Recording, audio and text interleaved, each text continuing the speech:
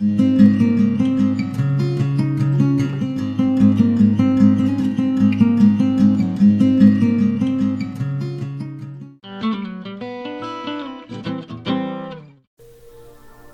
and welcome back to LDF-Designs. In today's video I'm going to continue with my exploration of encaustic and paper. I'm using this mulberry paper, some watercolor paint, these chalk pastels, and some stencils. And I'm going to go ahead and start making a design on this paper.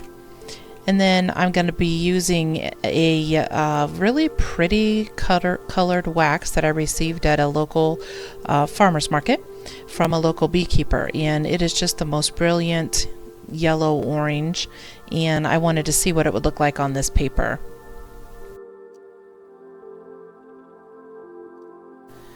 So I start this off by just using some of these dry chalk pastels and filling in this stencil with some various colors just to put some marks down onto the paper. As long as you are using these in a light format, the encaustic will go over it.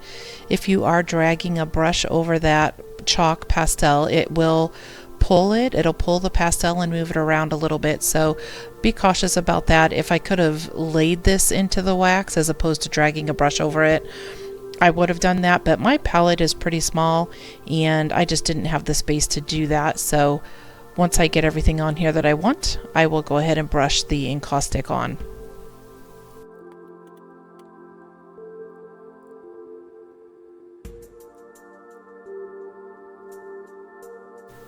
It's a little bit of the same with the watercolor over the dry pastel. You can pull those colors around a little bit, so just keep that in mind. If you don't mind if they mix and move around, then that's great, but if you are wanting to keep some straight lines or your stencil lines, then just keep that in mind. The water will move it around.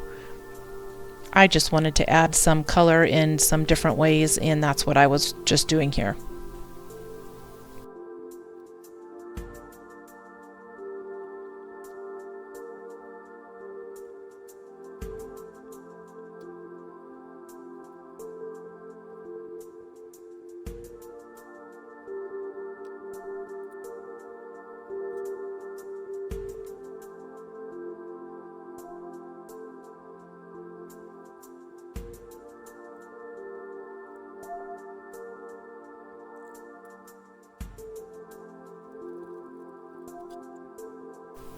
I decided to use a Q-tip and touch it into the water paints to make some dots.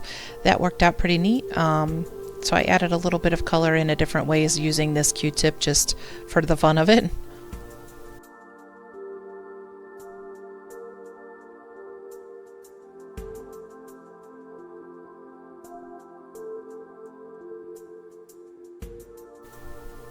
I decided to try to use these makeup sponges to see if it would go on a little bit like the pan pastels, but these chalk pastels are a little more solid, so it didn't pick up on the sponge quite as well as I wanted it to. So at this point I decided to go ahead and dry all of the watercolor paint and make some other marks using different other tools, pencil and some just things I had laying around on my table here.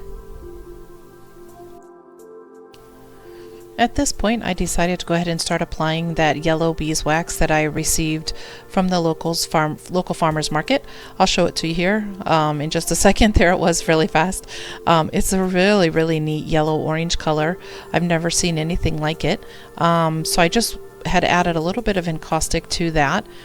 Encaustic mediums to that yellow beeswax, and I'm just applying that straight onto the paper on top of all of these different mediums that I've put on here, making sure I have a really good coat of wax on there, and then I'm just going to go ahead and start working the piece.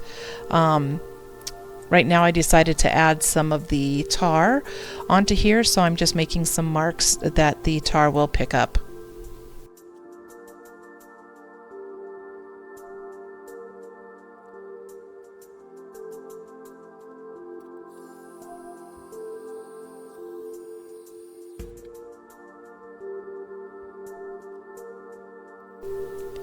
Once I created the textures that I wanted, then I went ahead and used a little bit of vegetable oil and some tar and just putting that all over the piece and creating more marks as I go, as well as filling in all of the marks that I've already made.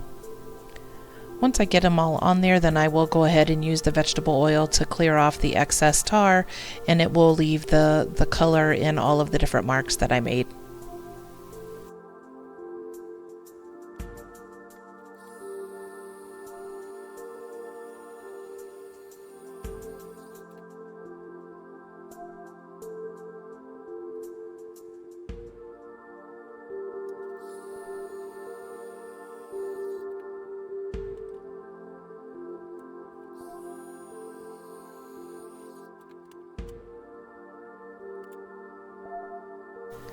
I decided to pull back some of that white that I added. It was just a little too thick in a few places, and it just went in a few areas that I didn't necessarily want it to go. And then I'm going to go ahead and apply a little bit of gold leaf on here. So I'm just sticking it where I want it. Then I will go ahead and take a scraper and scrape some of it back to pull some of it away, and then I'll give it a light fuse.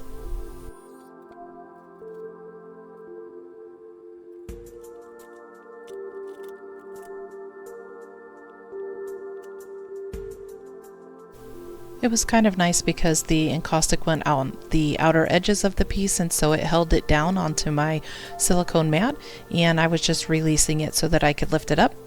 And then I plan to put some grommets on here and some hemp rope to hang it with.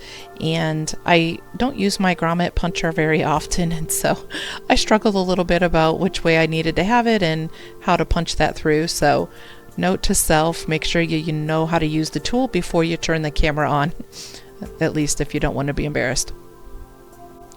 This is some hemp cord that I got at one of the stores around here, and I like to use it. It comes in a couple of different colors, and I just got the grommets put in there finally and fed this through to use as the hanger for the piece. I'll have some pictures of this over on my Instagram page. I hope that you enjoyed it today, and thank you so much for watching. Feel free to leave me a comment, click that subscribe button, and hit the like. Thank you so much for watching today.